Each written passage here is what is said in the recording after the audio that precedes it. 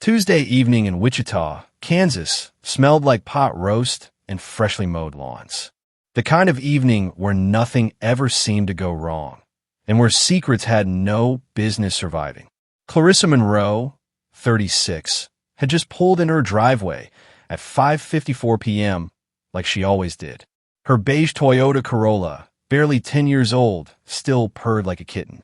She parked beneath the dogwood tree out front and grabbed her purse, court briefs, and a brown paper bag with 2 tilapia fillets wrapped neatly in white butcher paper.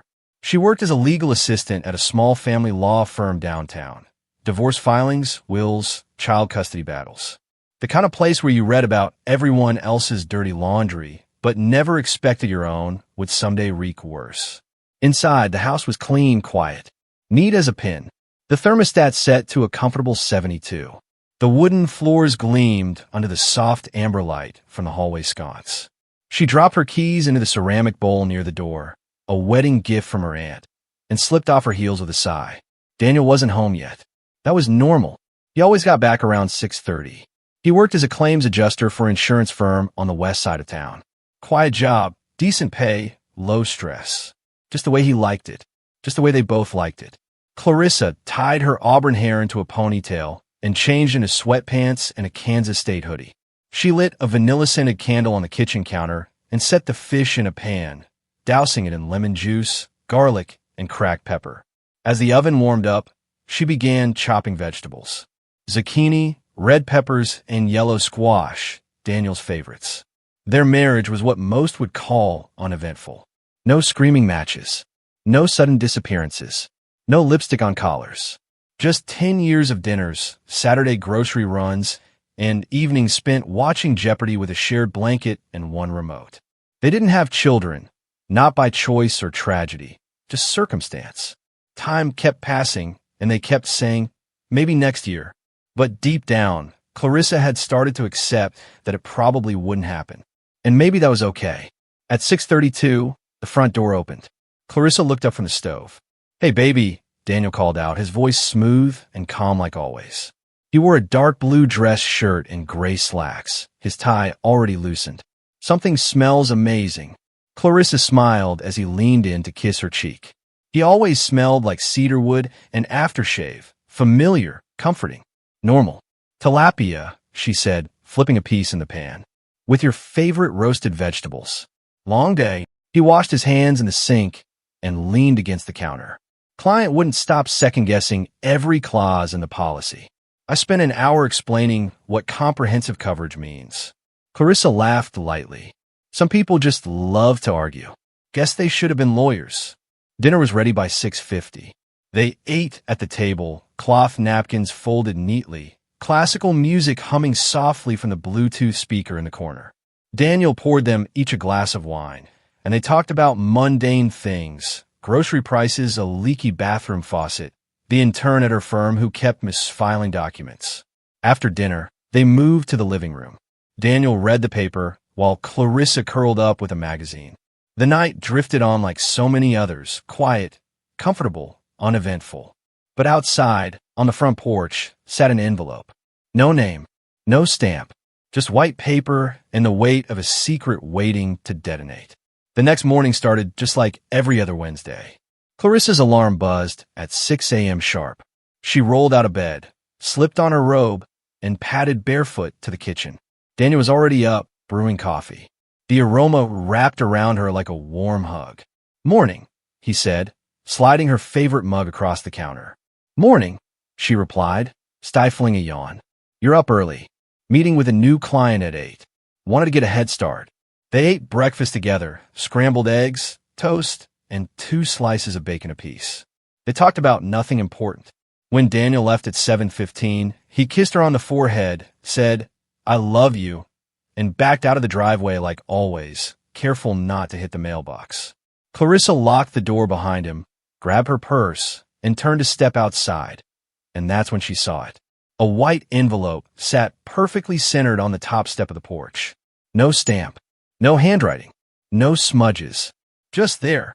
She stared at it for a moment, half expecting it to blow away in the breeze. It didn't. It felt deliberate, like someone had placed it there for her, and only her, to find. She bent down slowly, picked it up, and held it in her hands. It was heavier than it looked. Thick, sealed tight. Clarissa turned it over. Still no writing. Not even a smudge. Her stomach clenched, a strange tightness she couldn't explain. She looked around, scanning the quiet street. No one nearby. Just the neighbor's sprinkler whirring across their lawn and the faint sound of a delivery truck turning the corner. She slid the envelope into her handbag, locked her car, and pulled out of the driveway. The ride to the law office took 15 minutes, but the envelope seemed to burn a hole in her purse the entire time. She couldn't stop thinking about it. Who left it? Why? And why it made her so uneasy. At the office, she poured herself a second cup of coffee and tried to dive into her usual tasks. Indexing affidavits, sorting deposition schedules, emailing updates to a divorced client who kept forgetting her court dates. But her mind kept circling back to the envelope like a vulture over roadkill. By lunchtime, she'd taken out of her purse 3 times and stared at it. Still unopened. Still silent. Still heavy. She told herself she'd open it after work at home. Somewhere private. Somewhere safe. That night, Daniel got home later than usual, nearly 7:45 p.m. He blamed traffic and a delayed meeting. Clarissa nodded, made small talk, and heated up leftover soup. She couldn't taste any of it. Could barely hear him talking about a confused client who wanted to insure his vintage fishing rods. Her fingers drummed against the table. Her heart beat like a snare drum. The envelope was upstairs, hidden in the drawer of her vanity. Daniel didn't notice anything. Or maybe he did, but didn't ask. He kissed her goodnight, fell asleep within minutes. Clarissa lay awake, eyes wide open, listening to the soft rise and fall of his breathing. By morning, she couldn't wait any longer. While Daniel was in the shower, Clarissa locked herself in the bedroom, pulled out the envelope, and peeled it open with trembling fingers. Inside was a color photograph and a folded piece of paper. She looked at the photo first, and the world stopped moving. It was a picture of a young woman, mid-20s, black, short curly hair, standing in front of what looked like an apartment building. She was smiling, but not just any smile. It was the exact smile Clarissa had seen across the dinner table for a decade. The same eyes, the same shape of the jaw, the same dimple on the left cheek. It was Daniel, but as a woman. Her hands went ice cold. She stared at the photo, willing it to make sense. To be a trick of light, or Photoshop, or a cruel coincidence. Then she unfolded the note. The handwriting was neat, all block letters. Your husband is not who he says he is. If you want the truth about who he was before he met you, call this number. Don't tell him. Not yet. You need to hear the whole story first. A phone number was scribbled below. Local Wichita area code. Clarissa reread the message twice. Then a third time. Her chest felt tight, like she couldn't breathe. She glanced at the photo again, that haunting smile.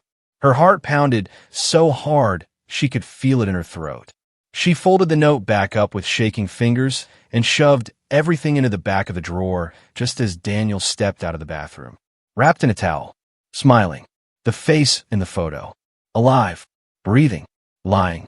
Clarissa couldn't focus the entire day. Her hands went through the motions, typing emails, answering calls, nodding through a meeting about probate timelines. But her mind was in 1,000 pieces, scattered like glass on tile. Every time she blinked, the photo came back. That woman's face. That smile. Those eyes. Her husband's eyes. By mid-afternoon, she couldn't take it anymore. She stepped out of the office, walked across the street to the corner deli, and called the one person she trusted beyond all reason. Renee? Hey, stranger, came the bright voice on the other end. What's up? Can you meet me after work? Please. I really need to talk. Silence for half a second. Then, of course, same cafe as always. Clarissa nodded, even though no one was watching. 6 o'clock. Don't be late. At 5:58, Clarissa sat at a corner booth in Meadowlark Cafe, sipping lukewarm tea, legs bouncing under the table. She barely noticed the floral wallpaper or the smooth jazz playing from the speakers. The air inside the cafe felt too warm, too heavy. At 6:04, Renee Whitaker strolled in, 38, petite, sharp eyes, short blonde curls under a gray beanie. She spotted Clarissa and headed straight over, shrugging off her coat. "You look like you've seen a ghost," Renee said, sliding into the booth. "I might have," Clarissa whispered. She pulled the envelope from her purse and laid it on the table like a body at a crime scene. Renee's eyebrows rose. "What's this?" "Just look." Clarissa handed over the photo first. Renee studied it, her brow furrowing. "Okay, who's this?" "That's what I thought too," Clarissa said softly. "But look again." Renee turned the photo sideways, then back again. Her expression shifted slowly from curiosity to confusion to something colder. "Holy hell," she murmured. "That looks like Daniel." Clarissa nodded, jaw tight. "I know." She slid the folded note across the table. Renee read it once, then again, eyes narrowing. "Jesus, Clarissa, who the hell gave this to you?" "I don't know. It was just there, on my porch." Renee leaned back, arms crossed. "Okay, let's back up. This could be some psycho trying to mess with you. A scam. Somebody from Daniel's work. Maybe an ex with an axe to grind." Clarissa looked down at her cup. Her tea had gone cold. "I thought that too. But I can't shake it. I've never seen a single photo of Daniel before we met. He told me he lost everything when he moved from Houston. Said his parents died in a car wreck when he was 23. But I've never met a friend from his past. Never heard him mention one. You've been married for 10 years. "Exactly." Renee exhaled slowly. "What does your gut say?" Clarissa didn't answer right away. Then, finally, "That's him in the picture. Or who he used to be." The words hung in the air like smoke. Renee tapped the photo. "This doesn't make sense. I mean, if it's true, if he was really a woman before, why wouldn't he tell you?" "Because I never would have married him." Silence. Then Renee reached across the table and took Clarissa's hand. "So what now?" "There's a number on the note. I'm going to call it." "You sure that's a good idea?" "I'm not sure about anything anymore." Renee squeezed her fingers. "Whatever happens, I'm with you. But Clarissa, be careful. If this is true, it's not just a lie. It's your whole life unraveling." Clarissa stared out the window. Outside, people laughed and walked their dogs. The world kept turning. Inside, everything she knew was starting to break. Clarissa waited until Friday evening. She couldn't bring herself to call the number right away. Every time her hand reached for the phone, something inside her pulled back, a final thread of denial. Maybe. But by the end of the week, that thread had unraveled like everything else. At 6:12 p.m., her heart pounding, she dialed the number from the note. One ring. Two. Then a click. A man's voice, calm, gravelly, slightly tired. "Yeah. I found your number in an envelope," Clarissa said carefully. "You said it was about my husband, Daniel Monroe." A pause. Then the voice dropped quieter. "So you found the photo." "I did. And now you want the truth. I want to know who you are and why you're doing this." The voice hesitated, then said, "Name's Bryson Clay. We should talk in person. There's a lot to explain." Clarissa's throat felt dry. "Where?" "Blue Rose Cafe. On Jefferson and 9th. 7 o'clock tonight. I'll be in the back booth, black shirt. Come alone." Click. Clarissa stared at her phone, her reflection trembling in the dark screen. She didn't tell Daniel where she was going. Just said she was meeting Renee for coffee. He kissed her and told her to drive safe. The irony burned. 7:03 p.m. Blue Rose Cafe. The Blue Rose Cafe wasn't the kind of place Clarissa usually went. It sat wedged between a pawn shop and a check-cashing service in a rundown part of town. The neon sign buzzed faintly, casting a sickly blue glow on the sidewalk. Inside, the lights were dim. Booths lined the wall, each one cracked and sticky from years of cheap diner syrup and spilled secrets. Bryson sat in the far corner, a broad-shouldered black man in his late 30s. Short-cropped hair, deep-set eyes that didn't flinch. His expression was unreadable. Haunted, maybe. He stood as she approached. "Clarissa?" She nodded. "Bryson." They shook hands, and Clarissa sat down, her palms damp. A waitress came by and dropped off 2 coffees. No words exchanged. Bryson slid a manila folder across the table. "I'm not here to ruin your life," he said. "But I figured you deserved to know what kind of life you've been living." Clarissa stared at the folder, but didn't open it. "Who is she?" she asked. "The woman in the picture." Bryson leaned back in his seat. Her name was Danielle Myers. We met in 2005 in Houston. I was 23. She was 25. She worked at a salon, smart, funny, the kind of beautiful that just shook you. He smiled for a second, then let it fade. We were together for 3 years. I thought she was the one. I had a ring and everything. But in 2008, something changed. She started pulling away. Cold, distant, wouldn't let me touch her.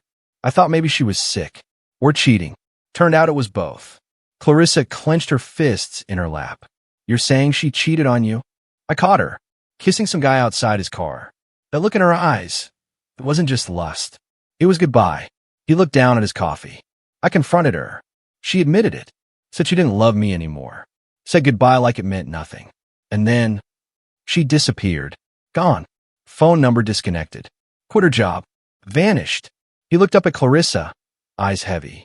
A year later, I ran into one of her old coworkers. She told me Danielle had gone overseas. To Germany. For surgery. Hormone therapy. The whole thing. She came back a man. Clarissa blinked, her voice barely a whisper. And that man was Daniel.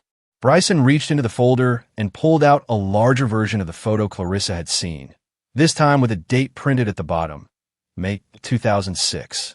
Then another photo, him and Danielle, arms wrapped around each other, smiling at a 4th of July picnic. A red Solo cup in her hand. Same dimpled smile. He laid one more item on the table, a scanned document, official looking, from a clinic in Munich. Her name, Danielle Myers, typed at the top. A list of procedures below, in German.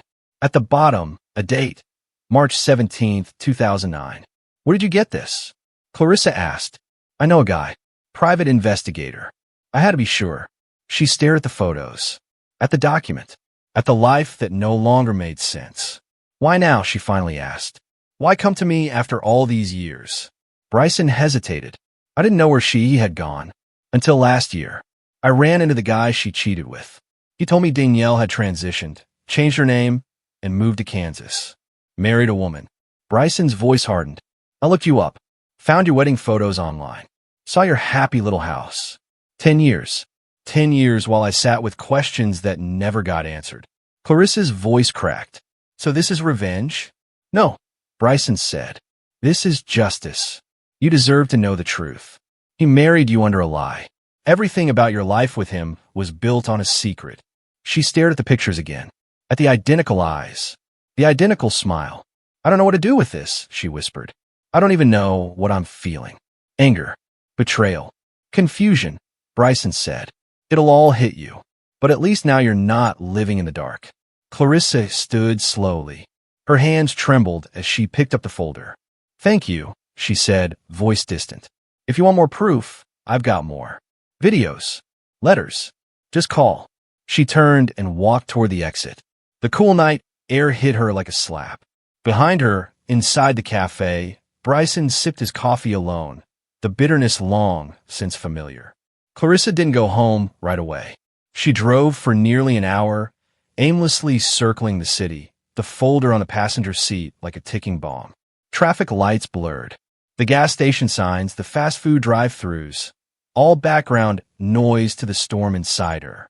She parked 3 blocks from her house and just sat there, engine running, heart pounding. How do you walk into a home filled with memories, knowing they might all be based on a lie?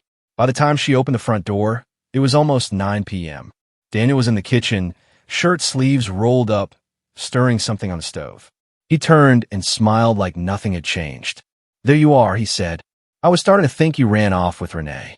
Hungry.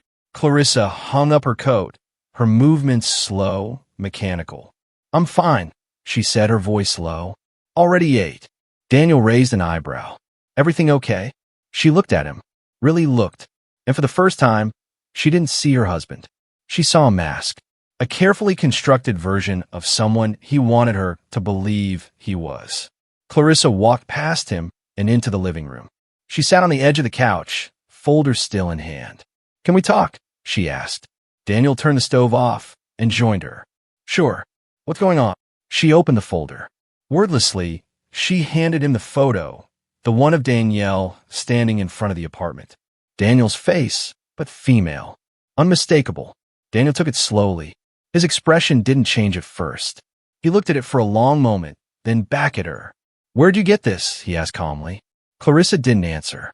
She placed the second photo down, the picnic shot, him and Bryson, arms wrapped, happy. Next came the document, the surgical certificate, all of it. Daniel stared at the table for a beat too long. Then he leaned back and laughed softly. "You've got to be kidding me." Clarissa's eyes narrowed. "That's your response?" He picked up the medical document and waved it lightly. "This could have been made on a laptop in 15 minutes. Photoshop the photos. Print out a fake form in German. Is this what people are doing for kicks now?" "Stop it," she snapped. "Stop what?" "Lying." Daniel's face hardened. "I'm not lying. You expect me to believe this is all a coincidence? That someone just happened to send me pictures of your twin sister I've never heard of? That these documents, these names, these eyes are just made up?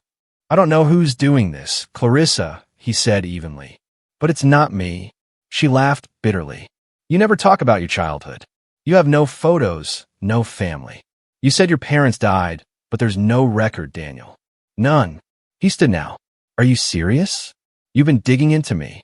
"No, someone else did." His jaw tightened. "Bryson. So you do know him?" "I don't," he said too quickly. "I mean, I heard the name before.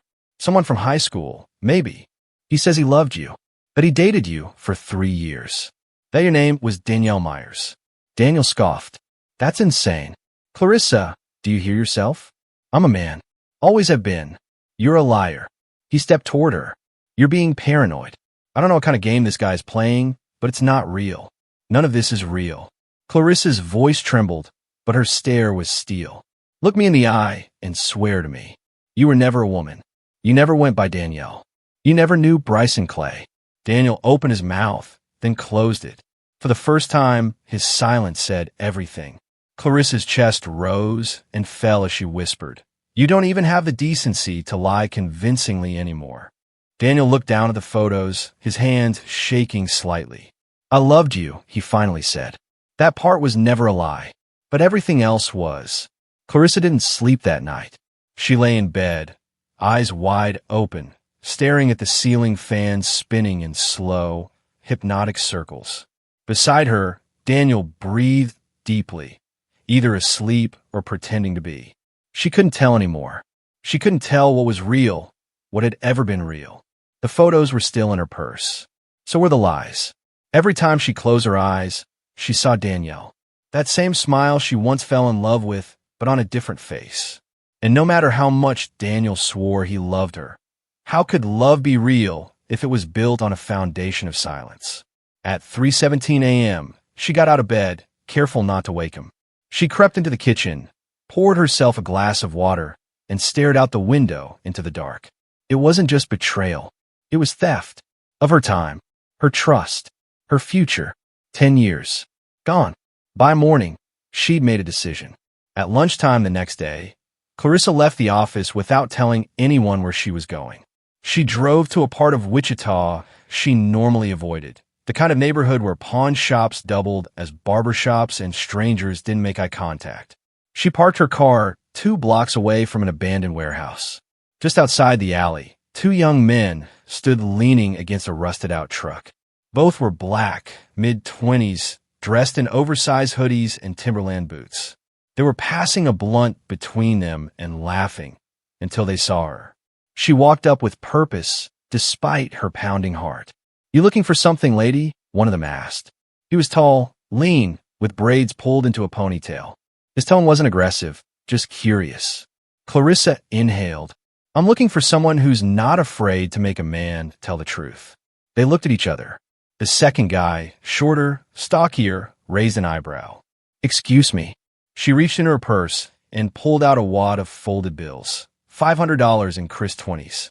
"I need someone to pay my husband a visit. Talk to him. Not kill him. Not hurt him too badly. Just scare him. Push him." The tall one laughed and shook his head. "Lady, you're either crazy or desperate." "Both," she said without blinking. They studied her. The stocky one, Jamal, crossed his arms. "What's he done?" Clarissa clenched her jaw. "He's been lying to me for a decade. Lied about who he is. Lied about what he is. I need the truth. From his mouth. So what? We rough him up and you sit there eating popcorn. No. I'll be there. I want to watch him say it. I want to look him in the eye when he finally tells me the truth he's been hiding since the day we said I do. The tall one, Kevin, gave a low whistle. You're cold. I'm done being lied to. Jamal took the cash. Fine. But this is talk only. No knives, no guns. You call the shots. We get him to crack. That's it. Clarissa nodded. Tonight, she said. 7 p.m. He gets home from work by then. I'll leave the front door open. You wait inside. When I say the word, you come in. Kevin narrowed his eyes. You sure you want to do this? Clarissa looked past him into the alley's darkness. I've never been more sure of anything in my life. Back at home, Clarissa cleaned the living room, folded blankets, lit a candle, set the table like it was any other night. Everything had to look normal, except it wasn't. At 5:45, she went into the bedroom and opened Daniel's nightstand. Inside, under an old copy of Popular Mechanics, was a small black revolver. He bought it years ago after a break-in scare. Said he wanted to protect her. Protect them. Now she wasn't sure who needed protection from who. She checked the cylinder. Fully loaded. 6 bullets. Clarissa held it for a moment, then placed it under a throw pillow on the couch. Just in case. Not for them. Not even for him. But in case the truth turned out to be uglier than she feared. At 6:55, she heard a knock at the back door. 2 short taps. Kevin and Jamal had arrived. She let them in silently, pointed to the hallway behind the bookshelf. Wait there, she said. You'll know when. They disappeared into the shadows without a sound. At 7:03 p.m., Daniel's car pulled into the driveway. Clarissa smoothed her hair, took a breath, and stepped into position, not as a wife, but as someone about to drag the truth out of a ghost. At exactly 7:08 p.m., the front door creaked open.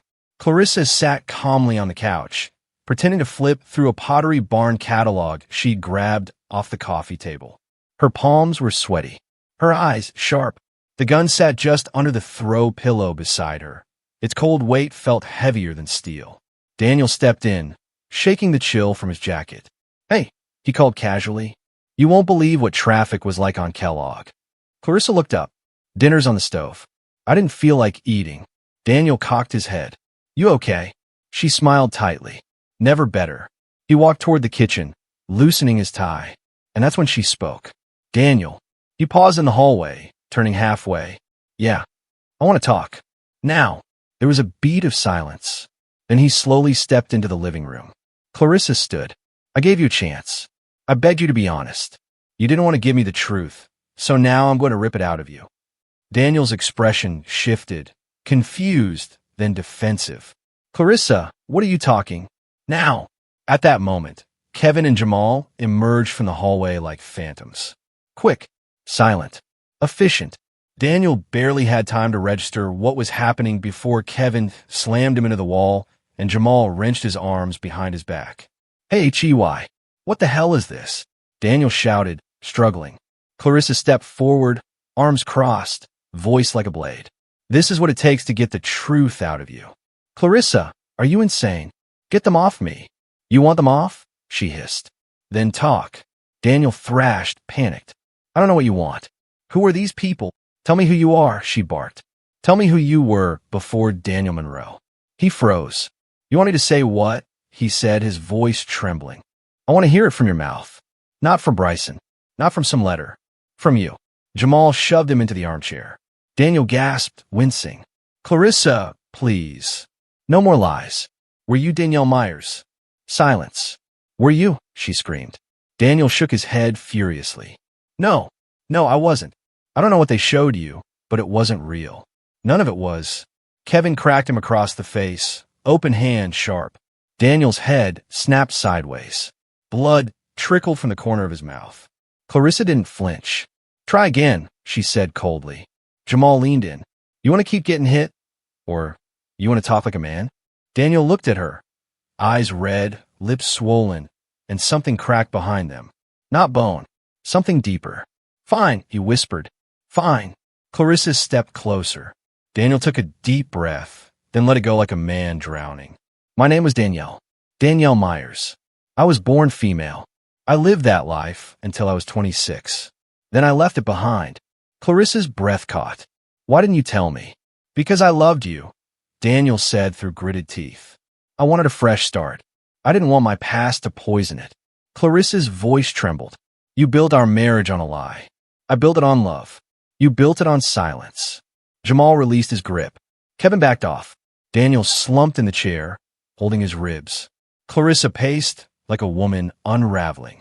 So the vows we said, the nights we spent together, all of it fake. No, Daniel snapped. It was real. Every goddamn second. I changed my body, Clarissa, but I never changed my feelings. You were my home. You were my prison, she fired back. You locked me into a life I didn't choose. I thought I married a man. You did. No, she said, eyes burning. I married a fantasy, and you let me. There was a pause. A terrifying, quiet pause.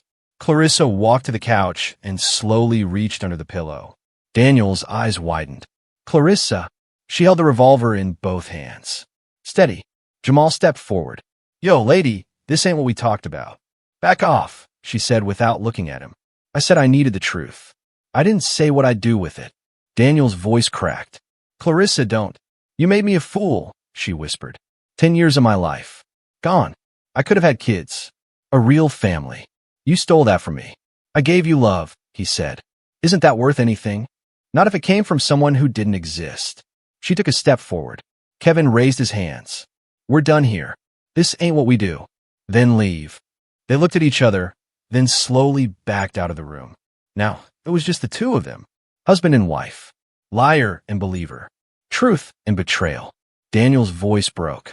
Please. Clarissa, don't do this. She stared at him, gun aimed at his chest. You know what hurts the most? She whispered. I think. I still love you. And I don't even know what that makes me. Daniel's lips trembled. It makes you human. She hesitated. And in that pause, that fatal flicker of feeling, Daniel moved. He lunged. The gun went off. A single shot rang through the house. Daniel collapsed onto the hardwood floor, blood spreading fast under his shirt. His eyes, wide and glassy, stared up at the ceiling fan as it spun, slow, hypnotic. Clarissa dropped to her knees. Not crying, not screaming, just breathing. Shallow, stunned, broken. The silence that followed the gunshot was almost holy. Clarissa knelt on the hardwood floor, the revolver still warm in her hands. Her ears rang. Her breath came shallow. The smell of gunpowder mixed with lemon-scented cleaner and blood. It didn't feel real. None of it did. Daniel lay on his back, one arm flopped to the side, his eyes fixed on the ceiling as if still trying to understand how everything had come to this. She waited for guilt. She waited for grief. Instead, there was nothing. Not relief. Not peace. Just emptiness. The front door slammed. Clarissa looked up just in time to see Kevin and Jamal's shadows disappearing down the porch. Tires screeched a second later, and then they were gone. Ghosts who had no interest in being witnesses to whatever this was now. Clarissa stood slowly, like her limbs had forgotten how to work. She stumbled back into the living room, her hands still gripping the gun like it had fused with her skin. She sat on the couch, stared at the body. Time passed. She didn't know how long. The ticking of the wall clock started to sound like a countdown to nowhere. Finally, she picked up the phone. Her fingers moved with strange precision, as if on autopilot. She didn't call Renee. Not her mother. Not a lawyer. She called 911. The dispatcher answered on the second ring. Wichita Emergency Services. What's your emergency? Clarissa's voice was flat, detached, almost gentle. I killed my husband, she said. He's dead. The gun is on the couch. I'm at 214 Maple Drive. There was a pause on the other end. Then, ma'am, are you safe? Are you injured? I'm fine, she said. I'm just done. When the first squad car pulled up 10 minutes later, red and blue lights spilled across the windows like a distorted Christmas decoration. Clarissa stood on the porch with her hands in the air, still barefoot, her face pale and unreadable. A young officer approached, gun drawn but cautious. She spoke before he could. The gun's in the living room, she said. He's inside. I'm not going to run. They cuffed her gently, almost respectfully. As she was led down the steps, she saw the neighbors in their windows, faces pressed to the glass, mouths open in disbelief. She wondered what they'd say tomorrow. Didn't they seem like such a normal couple? Inside the cruiser, Clarissa leaned her head against the window. Watch her street fade behind her. The mailbox Daniel once fixed. The flower bed they'd planted together. Gone. All of it. Not in flames. Not in chaos. But in truth. A truth that finally demanded blood. The courtroom was quiet. Not the kind of quiet that brings peace, but the heavy, suffocating quiet that lives between breaths and verdicts. Clarissa Monroe sat at the defense table in a plain navy dress, her hair pulled back, face pale but composed. The prosecutor spoke of premeditation, of deception, sure, but not justification. They showed the photos, the envelope, even the revolver with her prints. They played the 911 recording on loop. I killed my husband. He's dead. The gun is on the couch. Cold. Flat. No remorse. Clarissa didn't cry during the trial. She didn't speak, either. Not until the last day, when the judge gave her a chance. She stood slowly. I lived with a man I didn't really know for 10 years, she said. He lied to me about who he was, about everything. I didn't kill him because he was once a woman. I killed him because he robbed me of the truth. And by the time he gave it to me, it was already too late. The courtroom held its breath. She sat down. That was all she had to say. Clarissa was sentenced to 18 years for second-degree murder. No parole for the first 10. The judge called it a crime of passion. The newspapers called it the trans deception murder. Talk shows picked it up. Debates exploded. Was she a victim? Or a killer who couldn't handle the truth? 3 months into her sentence, Renee sent her a letter. I still don't know if I hate you or pity you, it said. But I know this, when people lie about who they are, others always pay the price. And sometimes, the cost is blood. Clarissa never wrote back. She spent her days working in the prison library, shelving books by hand. Each night, she stared at the ceiling of her cell, counting the cracks, the shadows. She never touched another gun. She never said his name again. But every now and then, just before sleep, she'd remember his voice, soft, steady, full of all the lies she once mistook for love. And she would whisper to no one but the darkness. I just wanted the truth.